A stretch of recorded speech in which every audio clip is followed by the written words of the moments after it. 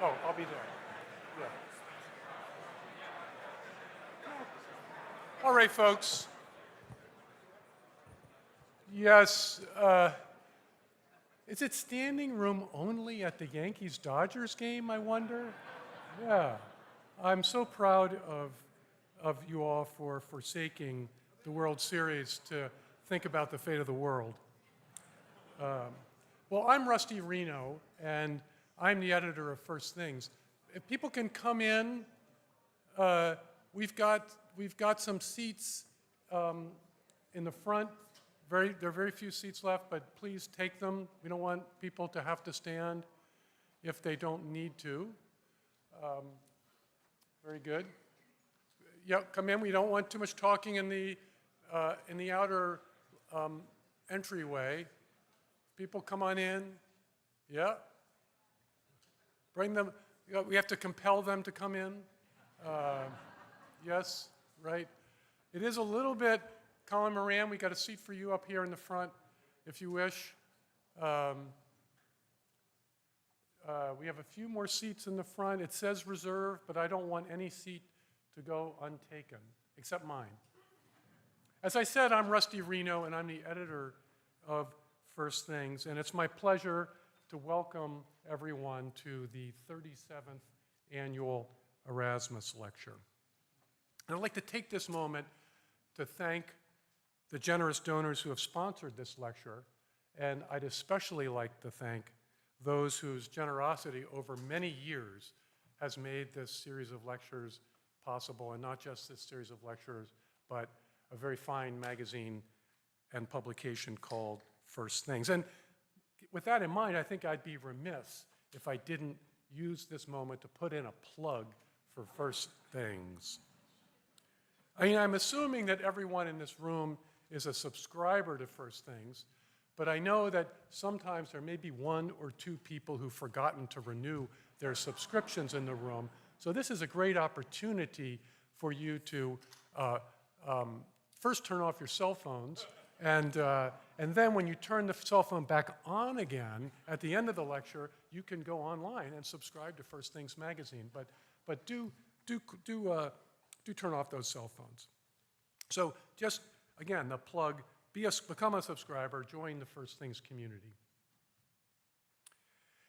Now, we've been blessed to host many outstanding thinkers and writers over the years at this podium.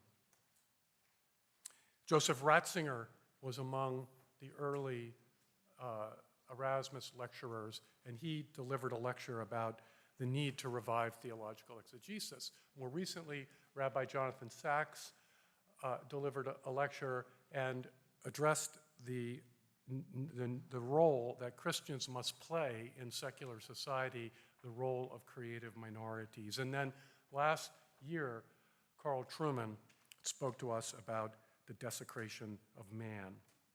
And tonight it's my pleasure to introduce Paul Kingsnorth, who is going to add still more luster to our roster of, I guess, what I would call Erasmians. I don't know, is that even a word? But he's going to add still more luster to our roster of lecturers. Novelist, poet, essayist, Paul Kingsnorth is a writer's writer. I envy his effortlessly immediate prose. So he's a wonderful writer and sparks envy in anybody who aspires to be a writer. His First Things essay, The Cross and the Machine, is among the most widely read pieces in our history. It's a story of conversion, but it's also a work of powerful cultural analysis. Indeed, it's a work of spiritual diagnosis. The psalmist laments, "Why do the nations conspire and the peoples plot in vain?" It's a question really for every age, for every era. And Paul's image of the machine captures the uniquely modern form of our self-incurred bondage to sin. Now, I'm a loyal reader of Paul's Substack, The Abbey of Misrule. I hope my staff doesn't think that that applies to the First Things office, but no, the Abbey of Misrule. And on that Substack, he's posted a series of meditations on the tyranny of the machine. And those reflections form the basis of a book which will soon be published. And I should just say here that you have to pay for Substacks. Paul Kingsnorth's The Abbey of Misrule is one of the few Substacks I pay for and I loyally read.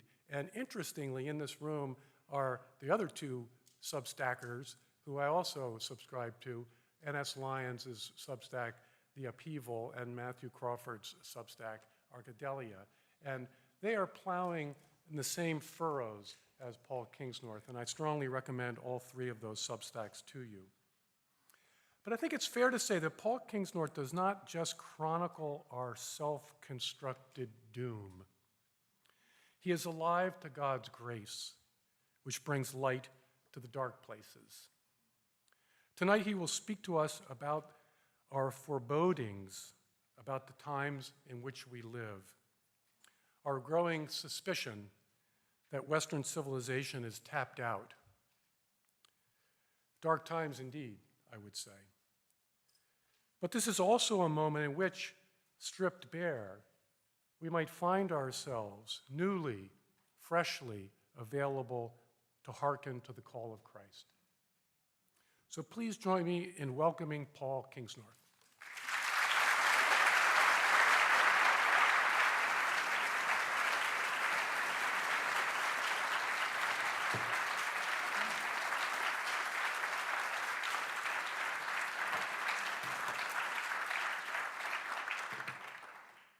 Thank you very much.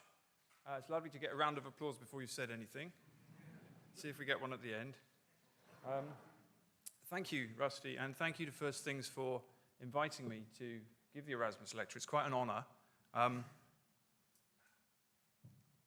Actually, when I was invited to talk, I thought I'd go and have a look at the list of previous speakers just to see what the shape of the land was, and I discovered to my horror that it included foremost intellectuals of their day, great theologians, and one pope. So I nearly said no, but see how it goes. I'd also like to thank First Things for the sterling achievement of getting me into a suit and tie, which is very, very uncommon. So uncommon, in fact, that I had to go to a thrift store today and buy the tie. So I hope you like it because it's especially for you. So the last time I was in the United States was only about a year ago, last fall, and I visited, while I was here, the battlefield of Little Bighorn.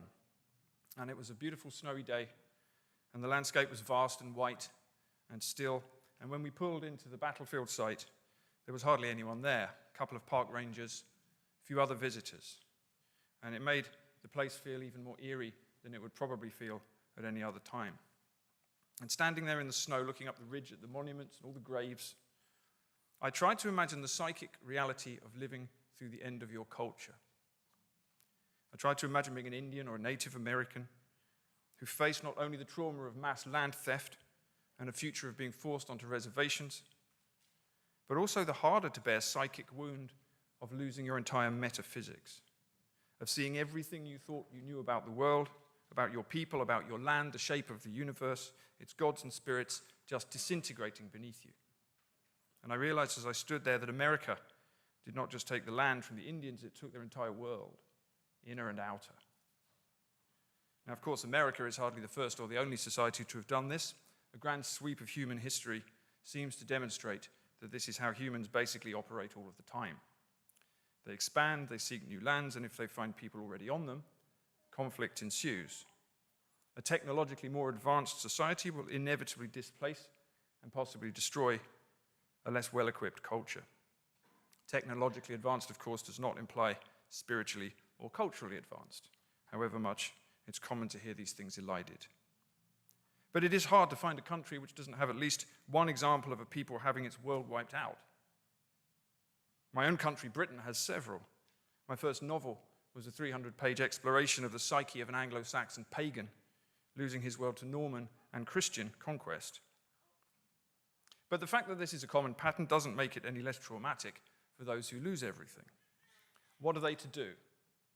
fight back and hope to win, fight back knowing they will lose but go down with their world, become part of the new culture, turn their back on the old, or become part of the new world and seek to retain what can be retained. Maybe the answer depends on personality and on circumstance.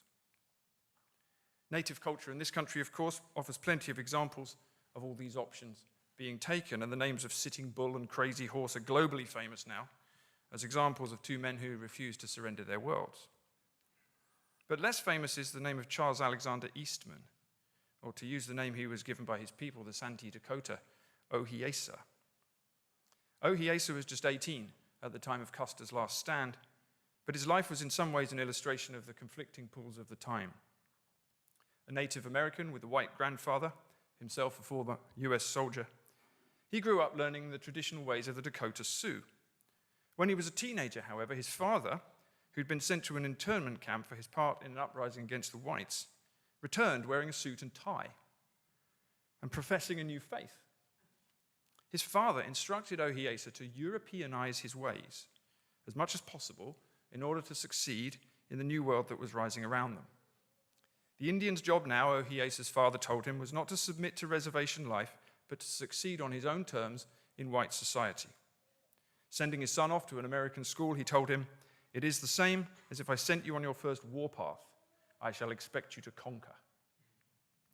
And Oasa did. Changing his name to Charles Alexander Eastman, he became a prolific writer and a speaker on Indian life and culture, one of the first Native Americans to qualify as a doctor, a historian of his people, and a vigorous campaigner for Indian rights. His life's work was to try and build bridges between the new white culture and that of his shrinking people. He believed that the new America needed an indigenous soul and that his people could help provide it. Perhaps this is why his name is not as famous as those of Sitting Bull and Crazy Horse. His path was not one of brave but doomed military resistance. It was messier and harder to pin down. Oasa also became a Christian. In his autobiography, The Soul of an Indian, he writes movingly about the horrors which many so-called Christians imposed on his people, but how nonetheless the path and teachings of Jesus spoke to him as true. In his autobiography, he tells the story of how he traveled around to meet many of his own people as a Christian missionary, telling the stories of Jesus, explaining the values of the faith. At one such meeting, an old man, after a long silence, stood up and replied to him. "I have come to the conclusion," said the old man, "that this Jesus was an Indian. He was opposed to material acquisition and to great possessions. He was inclined to peace. He was as unpractical as any Indian and set no price on his labor of love. These are not the principles upon which the white man has founded his civilization." Oasa sympathized. "I confess," he wrote in his memoir, "I have wondered much that Christianity is not practiced by the very people who vouch for that wonderful conception of exemplary living. It appears that they are anxious to pass on their religion to all other races, but keep little of it for themselves. I have not yet seen the meek inherit the earth, or the peacemakers receive high honor." Observations like this led Oasa towards the end of his life to a radical conclusion. He didn't reject Christianity or Christ, neither did he ever cease to think of himself as an American. But he came to see something about his faith which perhaps only someone of his background could have seen. At the end of his life story, he tells us what it is. "It is my personal belief," he writes, "after 35 years' experience of it, that there is no such thing as Christian civilization. I believe that Christianity and modern civilization are opposed and irreconcilable, and the spirit of Christianity and of our ancient religion is essentially the same." Now, today it's the Europeans and the Americans who are experiencing our own form of cultural and metaphysical collapse. The West is now undergoing its own loss of a sense of self and culture, a history and stability. After centuries of global hegemony, it's our turn to experience the fear of such a loss and of decline and fragmentation. Around the time that Oasa was doing his work, the German historian Oswald Spengler was writing his gloomy masterpiece, The Decline of the West. Spengler had developed a theory about the rise and fall of human civilizations, all of which, he said, could be fitted into his pattern. He declared that Western culture, Faustian culture as he called it, defined as it was by its outward-looking, conquering materialist ethos, had already begun to ossify at the beginning of the 19th century, and that it was rotting from within even as it dominated the world. The early 21st century, he predicted, would see the beginning of its collapse and a return to formlessness. Writing a few decades later, the British historian Arnold Toynbee echoed Spengler's prediction in his own painstakingly developed cyclical model of the rise and fall of cultures. His vast multi-volume work, A Study of History, examined 21 civilizations across the span of human time, seeking common reasons for their rise and fall. 19 of these 21 civilizations, he concluded, collapsed when they reached the moral state the United States is in now. Note that that now was quite some time ago. Toynbee died in 1975. So I've taken to calling this strange, dissolving, increasingly nihilistic moment that we're living through the culture of inversion. The process can best be understood, I think, by simply observing that our elites today are focused overwhelmingly on inverting the culture that we took for granted when I was growing up. This inversion takes many forms and can be found in almost every crevice of society now, from the curriculum in schools to the output of the Disney Corporation. You'll all be able to think of your own examples, I'm sure. They're not hard to find. Turning everything on its head is now what the West does. But what is this West? Well, it depends who you ask. A liberal, a conservative, a reactionary, a Marxist might have very different answers. But let's instead ask a historian. In his book, Religion and the Rise of Western Culture, written shortly after World War II, the medievalist Christopher Dawson offered his own definition. There has never been, he wrote, any unitary organization of Western culture apart from that of the Christian Church, which provided an effective principle of social unity. Behind the ever-changing pattern of Western culture, there was a living faith which gave Europe a certain sense of spiritual community, in spite of all the conflicts and divisions and social schisms that marked its history. The West, said Dawson, was a religious construction. Specifically, it was a creation of the Roman Christian Church. This is the only reason we talk about a West at all. But the claim immediately raises a question. If the Christian faith is the basis of Western culture, what happens when the faith retreats or is rejected? We know the answer because that rejection or retreat, what the poet Matthew Arnold called the long, melancholy, withdrawing roar of the sea of faith, has been going on for centuries. And as we survey the 21st century landscape, at least in Western Europe, I think we can see that our founding religion is decisively dead as a guiding force and a cultural glue. The question that logically arises from that observation is the decline of Christianity responsible for our current malaise? Is our lack of faith at the root of our loss of confidence and the ensuing inversion of our old values? And the answer to this, in one sense, is obviously yes. As another historian, Tom Holland, demonstrated in his book Dominion, it was Christianity which formed the Western mind. When such a sacred order dies, there will be upheaval at every level of society, from the level of politics right down to the level of the soul. And this, I think, is where we are. I'm hardly the only one to have noticed. In fact, almost everyone who is paying attention has by now noticed. Some of those people, in response, have come to a conclusion.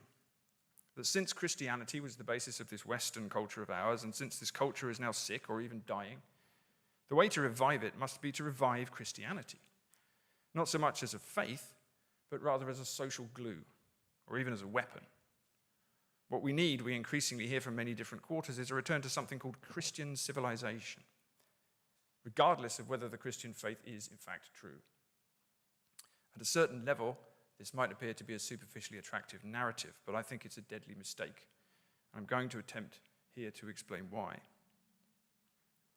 So some time ago, a question came to me as I read the Bible. I thought, what if God agrees with Oasa? At the very beginning of the first book of the Bible, we find a claim about what a human is created to be. God scoops up soil from the ground, breathes in it, and humans appear. We're raised from the ground naked and placed in a garden to tend and keep it, in communion with everything that lives, in conversation with all the birds and animals. Humans, it turned out, were created to be vegetarian gardeners. We were created to be so close to God that we could see him walking in the garden in the cool of the evening. It's a beautiful image. And one day it's implied we might be spiritually mature to eat the fruit of the forbidden trees and share in the knowledge and wisdom of God himself. Well, that's not how things turned out. And when we disobeyed, what happened? Farming happened. Work happened. Hunting happened. Metalwork happened. Murder happened. Cities happened. Civilization happened. It was all a deadly result of our fall. Ever since we were expelled from this garden, it seems we've been building great towers to the sky, trying, if subconsciously, to return to our true home. But always the towers are brought down, and our tribes are scattered. In the first book of Kingdoms, the people of Israel tell their judge, Samuel, that they want a king to rule over them. The judges were religious leaders, supposedly ruling on God's behalf, but the people of Israel had had enough of this theocracy. We want a king to be over us, they say. Then we will be like all the other nations, and our king will judge us and go out before us and fight our battles. Samuel warns them that their king will do other things too. He will conscript their sons into war and take their daughters to be his perfumers and bakers. He will take the best crops from their fields and vineyards. He will tax them 1/10 of their grain, their animals and their servants. And if the people cry out in the end against this tyranny, the Lord will not hear you in those days, because you chose a king for yourselves. Well, the people choose one anyway, and the rest of the history of Israel plays out. Again and again, the people pursue earthly power and turn away from God. Often they confuse the two. Eventually, God stages an intervention, appearing himself in human form to turn things around. But he doesn't appear in the form of a king, or a judge, or a procurator, or a wealthy aristocrat. He appears as a carpenter in a backwoods province of empire, and he spends his time with the weak and the despised, wandering in the desert and the countryside, through small towns and villages. And when he finally goes to the city, to the civilized center, it tortures and kills him. At the very least, I think we can say that this God of ours has an ambivalent relationship to humanity's earthly power structures. At no point does he ever enthusiastically embrace them. Often he rejects them, and sometimes he destroys them. And the reason is always the same. They take humanity's gaze away from him and redirect it towards themselves instead. People forget again and again that, in Christopher Lash's words, God, not culture, is the only appropriate object of unconditional reverence and wonder. What we call religion is maybe best described as the collection of tools and mechanisms that we use here on earth to direct that reverence and wonder towards its proper end, God, not culture. I've thought for many years about what this religion thing is and how it should relate to my life. I've watched and read many other people thinking about that too. And I've tried to identify 5 common attitudes that are commonly taken to religion in the world today. The first attitude we could call scientific atheism. This is the faith of Arthur C. Clarke and Richard Dawkins and the New Atheists. Religion in this telling is primitive nonsense based on falsehood, which will inevitably be replaced by science and reason. Secondly, we have liberal relativism. This tells us that all religions are fine if kept in their place. Maybe all religions are the same. There are many paths up the mountain after all. But even if it's all nonsense, people should be free to practice their faith, and we shouldn't discriminate. There should be a secular public sphere with freedom of worship. Thirdly, we have what we could call serious religion. My way is the truth, thinks the believer, and I must follow it before all else, wherever it leads. Then we have what we could call cultural religion. Cultural religionists might attend church only at Christmas and Easter because they see their faith primarily as an expression of their culture.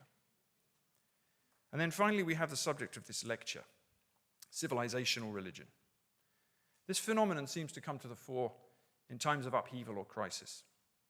Seeing that the culture is in trouble and understanding that a particular religion was at its heart, the civilizational religionist seeks to use religion to rebuild culture regardless of its truth. A good recent example of this tendency was given in an essay written last year by Ayaan Hirsi Ali entitled "Why I Am Now a Christian." Ali's escape from the fundamentalist Islam of her Somali upbringing initially led her, quite understandably, into a prominent role as a new atheist. Recently, though, to the horror of her friend Richard Dawkins, she announced that she'd become a Christian. The reason for her conversion, though, was what made her essay on the subject so significant. Though in her own words she ultimately found life without any spiritual solace unendurable, the main thrust of her essay made a very different argument.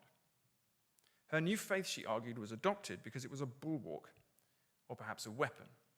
In her words, Western civilization is under threat from 3 different but related forces: the resurgence of great power authoritarianism and expansionism in the forms of the Chinese Communist Party and Vladimir Putin's Russia, the rise of global Islamism, which threatens to mobilize a vast population against the West, and the viral spread of woke ideology, which is eating into the moral fiber of the next generation. Modern secular tools, wrote Ali, have not been enough to fend off these threats. We need, she suggests, something deeper. We need to understand that we live in what she calls a civilization built on the Judeo-Christian tradition. The lesson I learned from my many years with the Muslim Brotherhood, she wrote, was the power of a unifying story. The West should now learn the same lesson.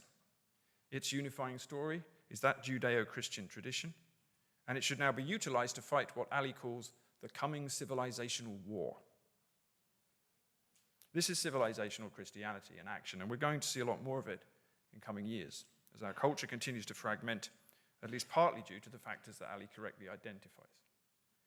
When I hear Steve Bannon talking about Christian nationalism as the spear point of his holy war against the globalists, I hear a faint echo of what is coming. Civilizational Christianity puts civilization first and Christianity second. Its proponents are less interested in whether the faith is actually true or transformative than in what use it can be to them in their ongoing culture war. The best-known current proponent of civilizational Christianity is the psychologist and pundit Professor Jordan Peterson. For Peterson, Christianity is a Joseph Campbell-style hero's journey, one especially designed for young men. In his short film, Message to the Christian Churches, Peterson lays out his civilizational stall and challenges the faith to keep up. Christianity, he tells us, in an echo of Ali's argument, offers a psychological approach to our ancient stories, which can help us to fight the spread of what he calls an extremely damaging ideology. This ideology, predictably referred to elsewhere as cultural Marxism, tells us that Western culture is an oppressive patriarchy, that human activity is fundamentally a planet-destroying exercise, and that damnable male ambition is the root of the problem. Some of these fanatics, he tells us, believe that there should be extreme limits on our wants, even on our needs. Extreme limits on our wants, whatever would the Desert Fathers say? Peterson goes on to lay out his case for the defense of civilization, which he defines as a society based on the encouraging, adventurous, masculine spirit. The Christian church, it turns out, exists to encourage this spirit.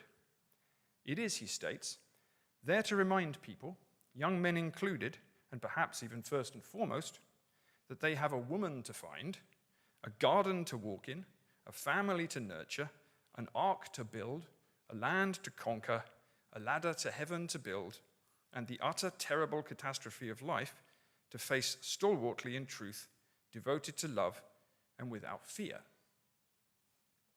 Do you see anything missing in this list of what the church ought to be doing? It's Christ. It's Jesus. He gets not one mention, not in the entire film. Neither does God the Father, neither does the Holy Spirit. Instead, Peterson's civilizational church is to be a self-help club for young men. It's to be a cultural institution, fighting back against the woke and the bloody Gaia worshippers, and the feminists and the life-sapping cultural Marxists. It sees life as a catastrophe, and the correct response to that catastrophe as masculine conquest. What Jordan Peterson wants, in other words, is a church that looks like Jordan Peterson. Your churches, for God's sake, he exclaims at one point in the only mention of God in the entire film.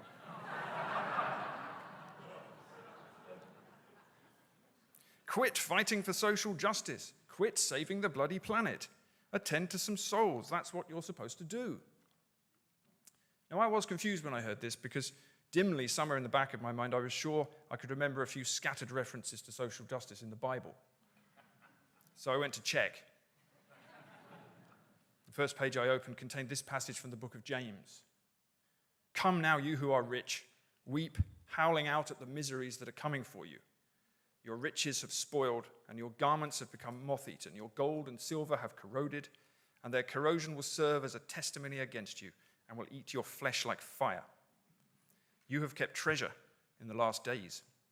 Look, the wages of the workers who have reaped your lands, which have been unfairly held back by you, clamor aloud.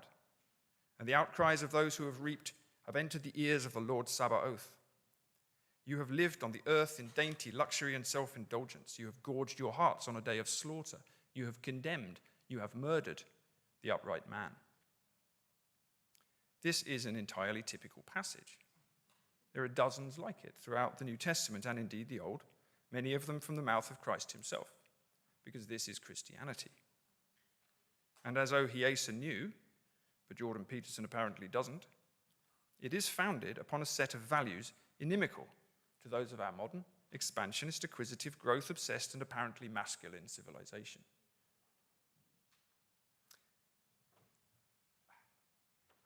Get myself a glass of civilized Coke. So, it might be, at this point, worth asking what a civilization actually is. It's generally defined as a way of living based around the civitas, the city. Like most people, at most times, we probably assume that our way of life is normative and will persist. But it is worth noting that for 99% of human history, we have not been civilized at all. For most of that time, in fact, we were closer in our lifestyles to the picture painted of the Garden of Eden, where, remember, we were soil plus the breath of God. The word Adam, as I'm sure many of you know, is a pun on the Hebrew word Adama, which means soil. And the word humus, meaning the matter of soil, has the same etymology as humility, which Christ tells us is the way home. Only in the last 10,000 years, in selective regions of the planet, has any urban way of life constructed around settled agriculture, cities, states, and economies of accumulation and surplus arisen.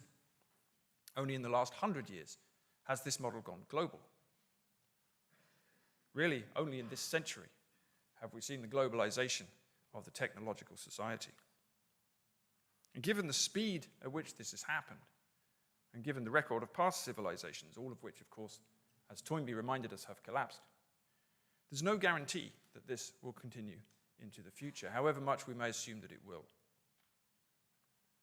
And when we look at the results of the growth of civilization over that period of time, we would have to say, if we were being honest, that the verdict was mixed. In the red column, we can see that the spread of human civilization has ravaged God's creation in an unprecedented fashion. Remember, we are made to be gardeners, to tend and keep the creation, which God saw was good. How have we done on that? We've changed the climate. We've killed half of the forests. We're in the 6th mass extinction in the world's history. The earth, the sea is full of plastic.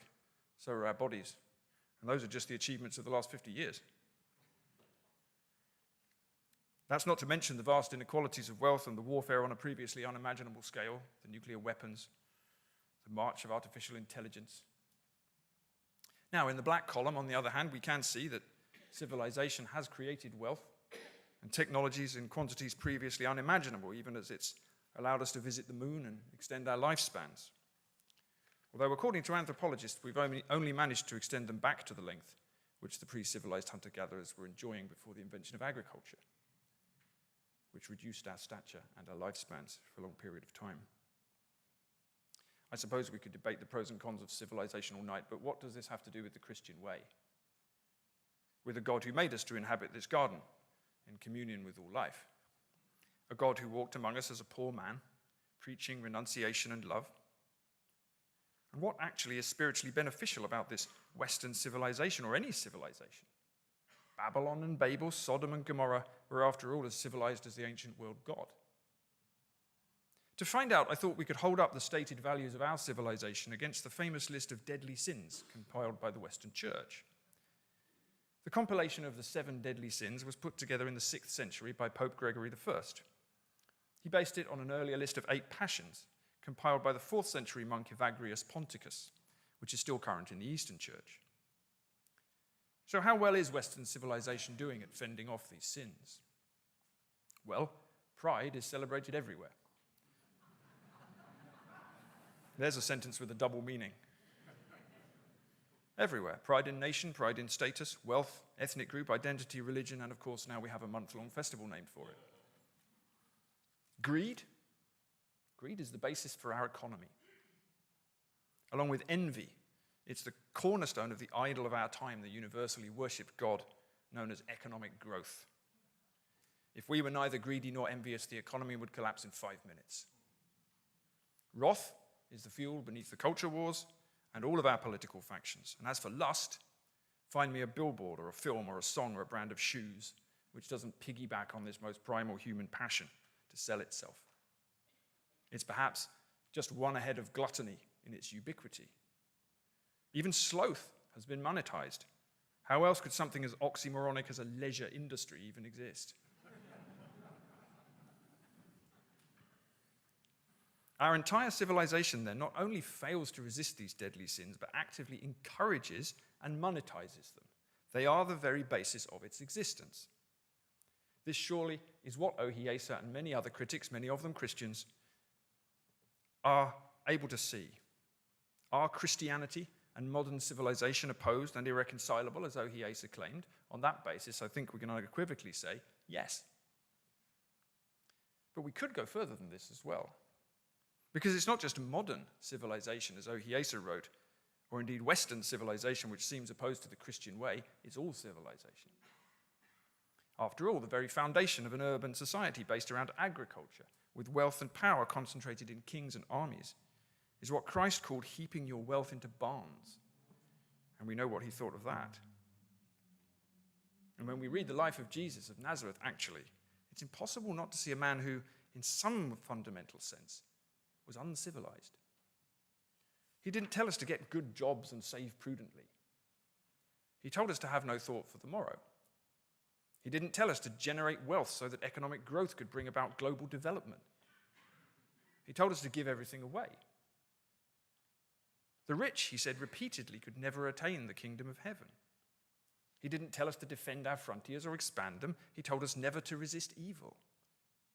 He didn't tell us to be responsible citizens. He told us to leave our dead fathers unburied and follow him instead. He told us to hate our own parents and love those who hated us. Every single one of these teachings, were we to follow them, would make the building of a civilization an impossibility. So what we're really hearing about then, when we hear talk of defending or rebuilding Christian civilization, is not Christianity and its teachings at all, but modernity and its end game. It's the idol of material progress, the progress which has shredded both culture and nature, which is causing such grief everywhere. And Christian civilization is not a solution to this. It's a problem which is part of it. And when actual Christianity is proposed instead, the response is so often the same. Oh yes, that's all very well, you fundamentalist, but what practical use is that? And the answer surely is none. Christianity is impractical. It's impractical, it's intolerable, and it's awful in the original sense of that word. It's terrifying, and it's designed to kill you. And this is because the values of God and the world are inimical, as we are repeatedly told by Christ and all the saints. And this, it seems to me, is the beautiful mystery at the heart of the thing. God is not mocked. His wisdom is foolishness to the world, and vice versa. And what that means to us is that fighting our civilizational war in the name of Christ will fail, and catastrophically, because Christ doesn't fight wars except those that go on in the heart. The essence of civilizational Christianity is the reshaping of this radically unworldly faith for very worldly ends, the defense of a certain kind of culture. The Gospels become a weapon in which to fight a culture war in a collapsing civilization. But confusing the Christian way with the way of that civilization is a fatal error. Love your neighbor, love your enemy, love God, do not resist evil, lay down your life for your friends, rule by serving, give away your wealth, let the dead bury the dead. We have our orders, and how we hate them, how I hate them. Sometimes I can't look at them or myself in their shadow. And so we twist them, all of us, me included. We twist them and we use them to justify war and resistance and politics and wealth and power and all of the human things that these orders instruct us to walk away from. Oh yes, I know he said that, we tell ourselves, but he really meant this. But what if he meant what he said? And we don't like it. As the Western collapse progresses, we all face a question. Are we going to follow our orders? Or are we going to twist them again to justify our role in a coming war? When the tempter appears to Jesus in the desert at the beginning of his ministry, just before he goes out into the world, when he takes him up onto the mountaintop, one of the things he offers him is control over all the kingdoms of the world, because he says, all of this has been given over to me, the most sinister line in the entire New Testament. All of this has been given over to me. If only he will worship him rather than God, the devil will give him everything. Now, of course, Jesus rejects the deal. But in worldly terms, the devil's argument is quite rational. Why not use your power for good, he seems to be asking. Why not govern these kingdoms as an earthly ruler, wisely and justly, instead of wandering around in the sticks preaching to exiles and nobodies? Wouldn't you be better off engaging in politics for the greater good? You could build a Christian civilization. Now, the devil is, of course, wrong. It's pretty much the definition of the devil. But why is he wrong? The answer seems to be that these are not the terms on which God operates. Jesus' work in the world is something very different. And what it shows is that God loves the meek, not the haughty. He loves the humble, not the proud, the poor, not the rich. St. Paisios of Mount Athos, the Orthodox saint who died 30 years ago, was a radio operator during the Greek Civil War. If you want to tune into God so he listens to you when you pray, he once said, turn the knob to humility, for on this frequency God always operates. The book of Kings seems to tell us the same thing. We may not find God where we expect to find him. A great and strong wind tore into the mountains and broke the rocks in pieces before the Lord. But the Lord was not in the wind. And after the wind, an earthquake. But the Lord was not in the earthquake. And after the earthquake, a fire. But the Lord was not in the fire. And after the fire, a still, small voice. So the question perhaps today is this: did God intervene on earth just to give us another identity to fight over? Or to build us a civilization or an empire with a cross painted on it? Or did he tell us to live differently? Jesus' first words as he comes into the world, repent, for the kingdom of heaven is at hand. And when I was young, I used to think the word repent meant you better say sorry or you're going to hell. So that was a bit freaky. Turns out the word repent comes from the Greek metania, or metanoia. And metanoia means turn around, change yourself, walk in the other direction. Literally, transform yourself, for the kingdom of heaven is at hand. Turn around, change your mind, change your heart, change your way of seeing. And through that, change the world. So how can we know, us little people here, how can we hope to know what God wants from our time? When the prophet Habakkuk laments to God that his people are suffering injustice at the hands of foreign enemies, God replies to him directly. Behold, you scoffers, he commands. Take notice, look, and be amazed, and be gone. For I am working a work in your days which you would not believe, even if someone told it to you. God goes on to explain to Habakkuk that he is raising up against you a bitter and hasty nation, the Chaldeans, who will act as his instrument in correcting an Israel which has yet again strayed from the path. Now, standing up here, speaking as a man whose country once ran the world's biggest empire, I sit up and think when God declares to Habakkuk, because you have plundered many nations, all the people who remain shall plunder you.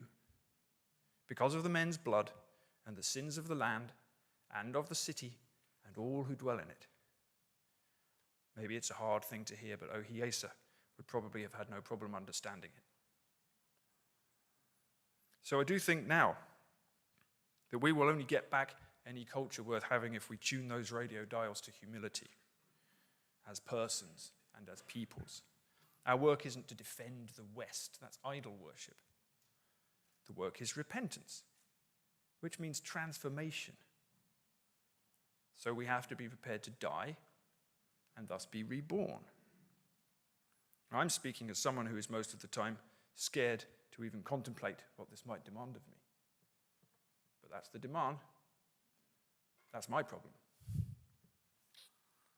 I think there is wisdom to be found for us in this disintegrating age, not in crusading knights or Christian nationalists, not in emperors or soldiers, but in the mystics, the ascetics, the hermits of the caves, and the wild saints of the forest and the desert. These were the people who built a real Christian culture. And so did the simple, everyday lovers of God in the world, who tended to the poor and the sick for no reward. Why did Christianity spread at all? What a question.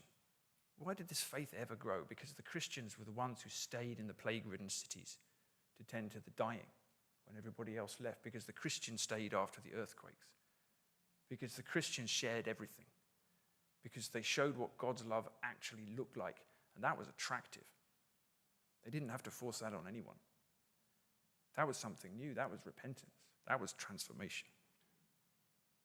And as the gates of Rome were breached by the Goths, and as Ireland and England were invaded by the Vikings, as the Ottomans overcame Constantinople, as the communists dynamited cathedrals and crucified monks, these Christians just kept on. They did their work. They didn't fight for civilization. They fought for Christ. And they fought not with swords, but with prayer and with active love for their neighbors and their enemies. And without that love, the devil wins. So we are, I'm sure now, living through the end of something. Here we are. There's nothing to be done about it. It's a historical cycle. We're living in what the Sufi philosopher and writer René Guénon called the darkness between worlds. Something has ended and something is coming, and we don't yet know what. And hard as it is, it's taken me a long time to come to the conclusion that we should accept it. Even if we have the strength, we should embrace it. We should use it as an opportunity to sharpen the blade of our souls on the stone of the churning world. Christians of all people should know the drill by now. We can't see where this is leading, but any suffering that's undergone as the world falls down around us might even lead to better things. Who, after all, could have predicted in 1980 the resurgence of the Russian church? Who, come to that, would have predicted in 33 AD, sitting at the foot of the cross and watching their teacher die in agony, the incomprehensible global force that his agony would spark? Cultures, I sometimes think now, are built by accident. If at the heart of all cultures is a sacred jewel, a revealed truth, if all cultures have a spiritual essence, well, then it comes from spiritual work. The monks built the West just as surely as the soldiers did, and they built the more enduring part. Christian civilization, wrote the liturgical artist Hilary White recently, is the secondary fruit of Christian mysticism. This is the essential point. Prayer is the heart of the matter. Christ is the heart of the matter. Without the heart, there's no body. Trying to work backwards, trying to build a body, as it were, with no heart, is an impossibility.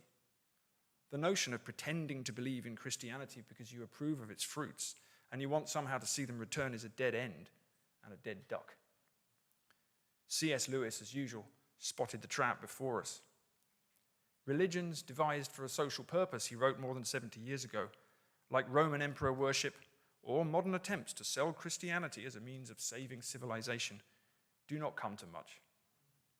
The little knots of friends who turn their backs on the world are those who really transform it. And does that not sound like a classic Christian paradox? If you want to save your life, you must lose it.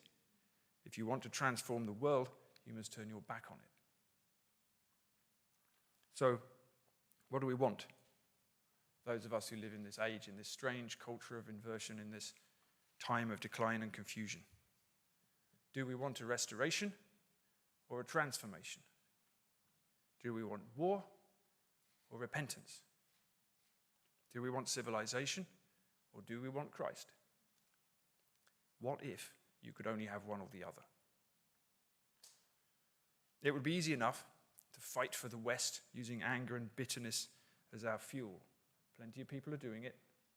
Plenty more will join them. because it's easy to identify the enemy. It's easy to forget that we're supposed to love him. And none of that is really good enough, because none of that is Christian. And I'm saying all that to remind myself, as much as anywhere else, where the path lies and how to behave in a challenging time like this. Where does the path lie? I'm convinced that it does not lie in Christian civilization. It's in something much harder, certainly for me, which is Christian love. So perhaps at the end we should leave the last word to Oasa, a man who saw the dismemberment of his entire world, but who somehow never lost faith. It was his worldview forged through that suffering and struggle that allowed him to navigate it. We know, he wrote, that all religious aspiration, all sincere worship, can have but one source and goal. We know that the God of the educated and the God of the child, the God of the civilized and the God of the primitive, is after all the same God, and that this God does not measure our differences, but embraces all who live rightly and humbly on the earth. Thank you.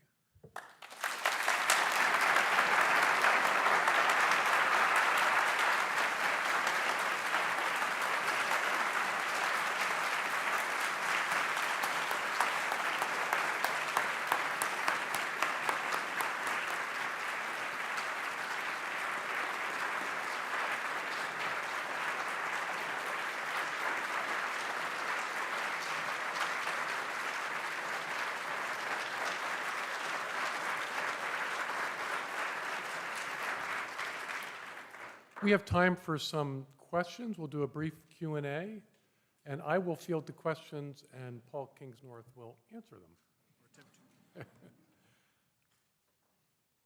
Yes. Yes. It's always dangerous to let a Dominican ask a question, but we're going to make an exception, special clerical exception. Thank you for a moving and persuasive talk. I don't mean this question cheekily. In the narrative of the Bible, we begin in a garden, but we end in a city. The ending image of Revelation is the heavenly Jerusalem adorned like a bride to meet her husband. So we end with a city. So I'm just very curious as to what you make of that. Everybody always asks me this. So I thought I'd better prepare an answer. Yeah, it's a fair point. I'm not a theologian, so I'm not going to try and unpick especially the book of Revelation of all books. I'm really just a writer, but a few thoughts I've had about that is that when the heavenly Jerusalem is seen by John, it comes down from the sky. It doesn't get built up like the Tower of Babel. We don't build it. It's not our civilization. It's something God gives us, and I think that seems to be really significant. It's not our construction. It's given to us. And that seems to me to be the answer to the question. But the other thing that's interesting about it is that the heart of the city is the tree of life again. So it's almost this unification of the human attempt to construct something and what the thing was that was missing at the center of everything that we built. The tree of life, which we were never able to taste from because we were expelled from the garden. And of course the city is full of the rivers flowing down towards the tree, and it has kind of gold and jeweled walls. It's a strange construction. It seems to be an image, this is just my theory, it seems to be an image of a culture, a civilization, if you like, or culture anyway, that is given to us by God, who says, look, this is what you were trying to do, right? This is what you were trying to do. You have to have the tree of life at the center. And the city is given by me, it's not built by you. So that's my theory. That's all it is. That's the best answer I have to the question, but I'd be really interested to hear anyone else's afterwards if they've got a better one than that. Yes. What would you recommend to someone who is like entering into the power structures we're in that are kind of collapsing, and someone working for the Trump administration? What would you say to them? What would I say to someone who's working for the Trump administration? Well, I actually didn't prepare for that question. And the answer is I'm flying home tomorrow, so I don't have to get involved. I don't know. It's the seriousness of the question is, I suppose, it's a common thing people ask, is like, what should we do at this time? How should we, we have jobs, we have institutions we work in, and they're all part of this collapsing thing. I don't know what the answer is, except to try and say that we all have to draw our lines. We all have to decide who we are. If we're Christians, if we're working anywhere, we have to draw our line, right? What are we prepared to do and what are we not prepared to do? And then what sacrifice are we prepared to make if we're forced into something that seems to go against our faith? It seems to me that Christians are supposed to, we're supposed to die to the world. We're supposed to be strangers here. We're supposed to be sojourners here, but we don't need to be revolutionaries. We're just getting on with our lives up to the point at which the system requires us to do something that's against God. And then we have to stand up against it, which is why we have martyrs. And it's why we have so many Christian radicals throughout history. So the only advice I could give is you just have to draw your lines and decide what your values are and what they're not and how far you're prepared to go. And always a useful thing I find is just imagine you're standing before Christ at the end of your life. That's always a terrifying thing for me. You've got to explain yourself. So I find that always really focuses the mind. So. Yes. Not a question. There is a lapel pin on the podium for you. It's the idea of one of your other leaders. Okay. Thank you very much. My eyesight's so terrible I can't read it, but I'll read it afterwards. Jellyfish. Oh, it's a jellyfish. Oh, wonderful. Thank you. There are a few secret people in the room who will understand that image. Thank you very much. If you want to know what it means, come and see me afterwards. Thank you very much. I wondered what that was. Yes. Yes, you.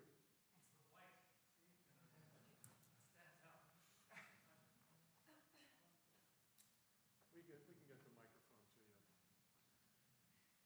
to you. Hello, Paul. Long question, I'm sorry.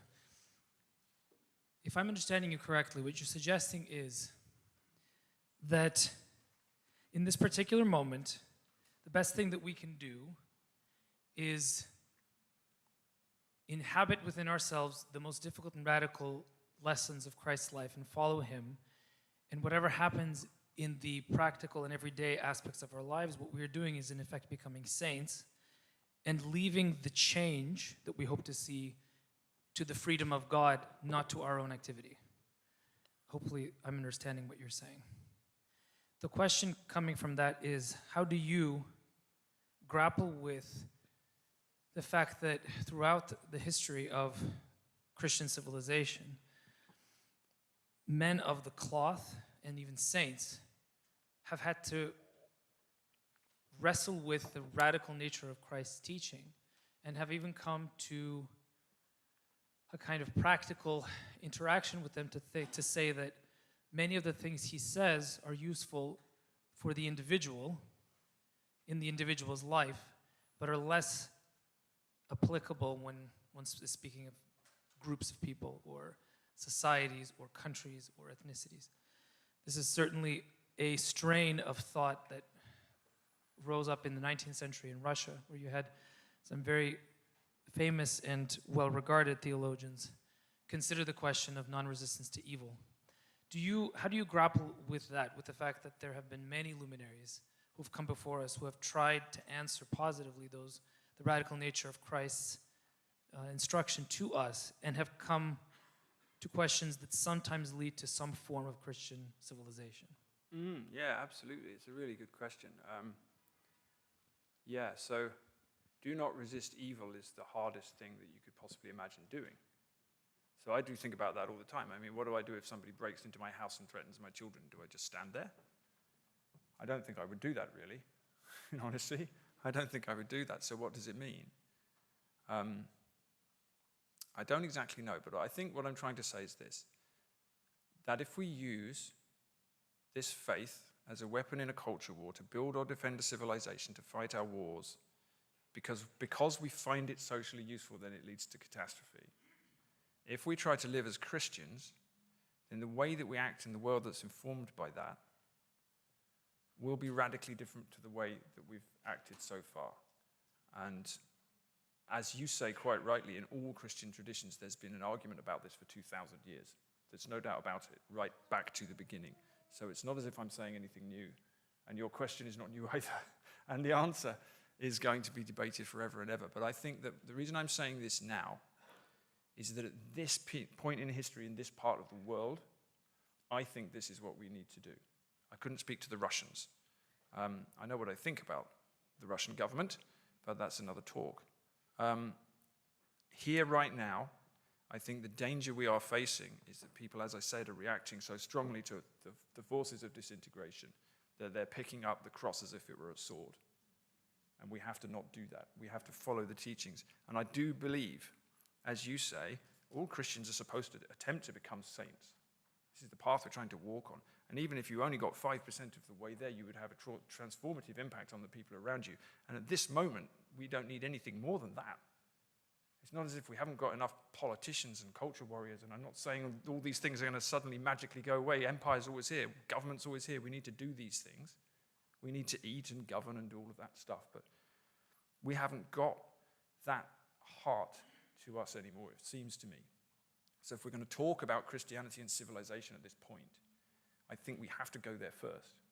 That would be perhaps my time-limited answer to the question. But it's a really good one. Thanks. Yes, Ryan Anderson. People are leaving because of my question, Rusty.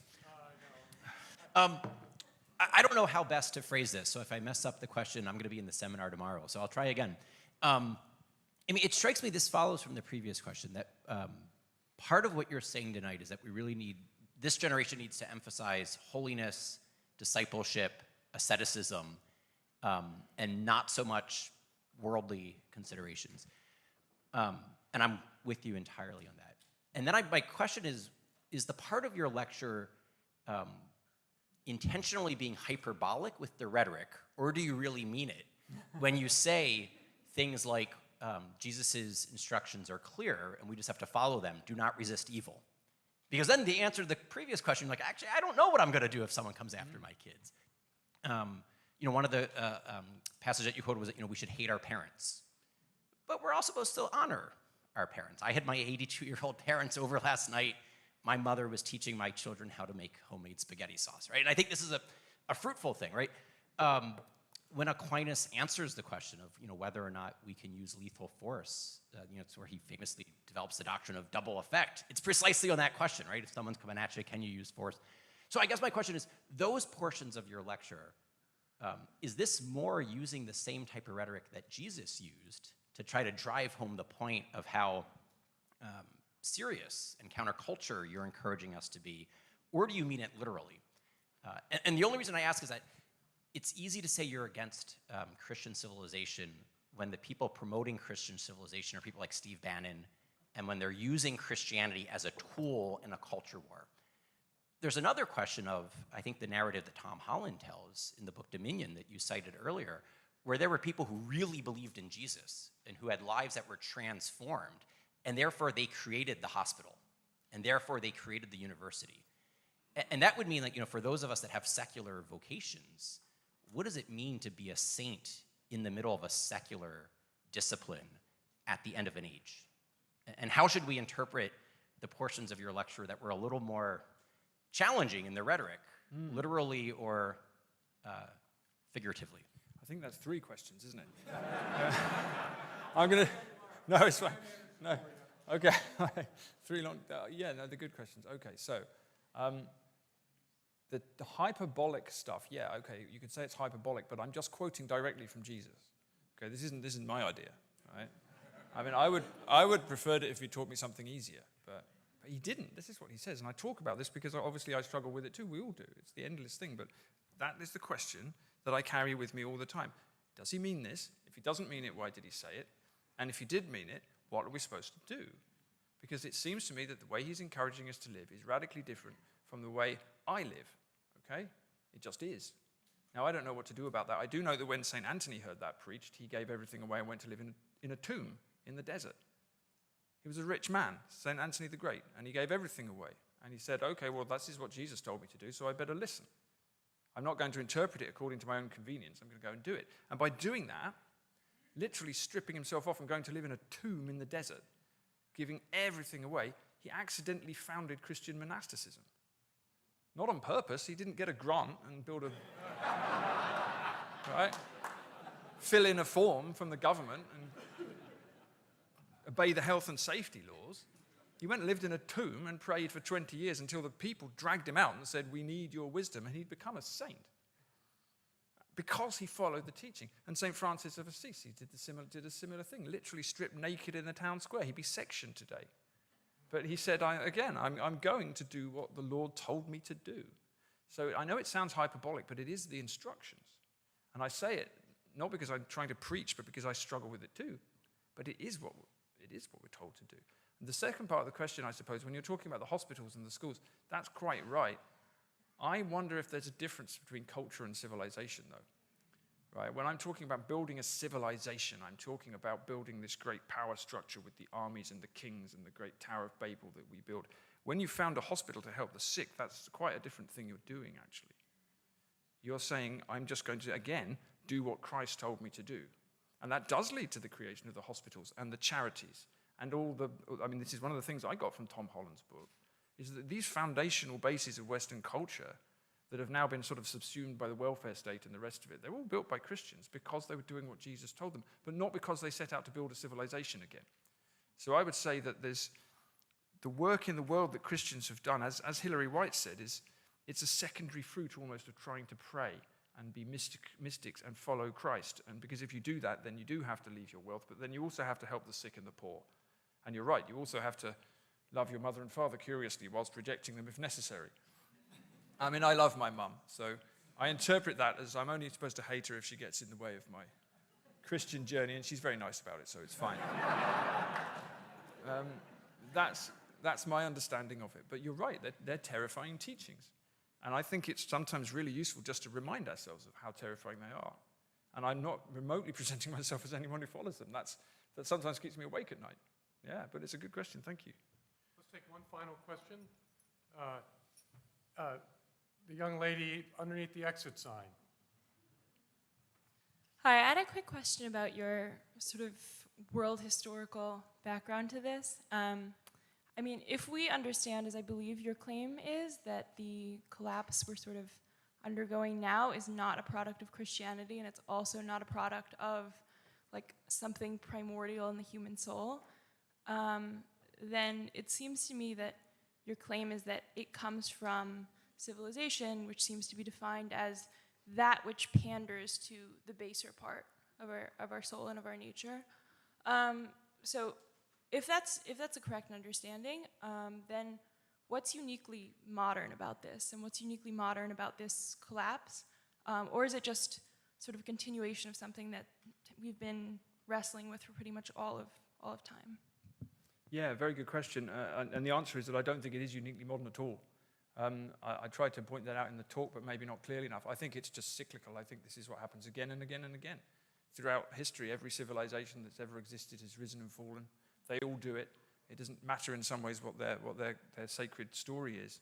They almost seem to be like organisms that rise and flower and die. That was the story that Toynbee and Spengler were trying to tell. So I don't think that there is anything unique about it. I think that the collapse that will happen probably globally now is bigger than any one before, just because we're so technologically advanced and globally interconnected. So when civilization crumbles away, which it always does, it'll be maybe harder than before. But I don't think there's anything new about it, which again, in a weird kind of a way, this is my idea of optimism. It's the best you're going to get.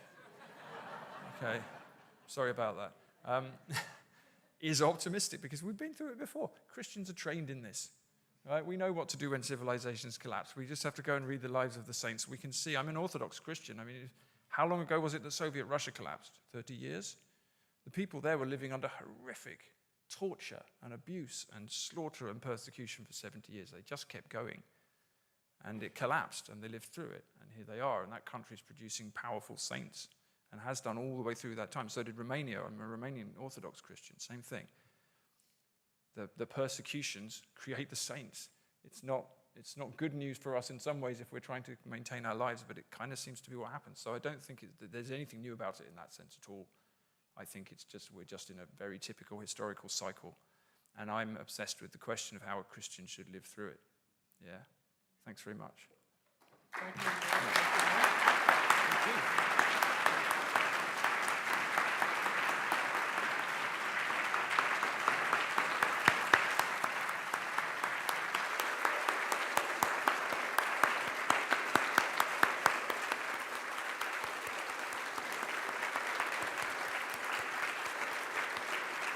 It's like the opera, you have to come all